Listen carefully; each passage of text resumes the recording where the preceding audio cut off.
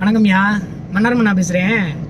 ஒரு ஒரு நிமிஷம் இல்லை, ஒரு 60 செகண்டுக்காண்டி ஒதுக்கி பாருங்களேன். பார்த்தா பிடிச்சா பாரு, இல்லைன்னா ஸ்வைப் பண்ணி விட்ரு. இந்த காலையில் பிள்ளைகளை வந்து பள்ளிக்கூடத்துக்கு விட வர்றீங்களா தாய்மார்கள்? அவங்க அப்பா இப்படி வருவீங்க, அவங்க அண்ணன் இப்படி வருவாப்புல, சித்தப்பா மாதிரி மேக்ஸிமம் சித்தப்பா மாதிரிகளே அதிகமாக விட வருவாங்க பள்ளிக்கூடத்துக்கு அந்த சின்ன பிள்ளைகள். அப்போ வந்து ஒரு 2 பைக்காரன் நேரம் நம்ம வீட்டு பக்கத்தில் தான் ஸ்கூல் இருக்கா, நம்ம நடந்து தான் போவோம். பாப்பாவை இறக்கி விட நடந்து தான் போவோம், கொள்ள வருவோமா. இன்றைக்கி எப்பயுமே ஒரு 10 நிமிஷம் முன்னாடியே போயிடுறது.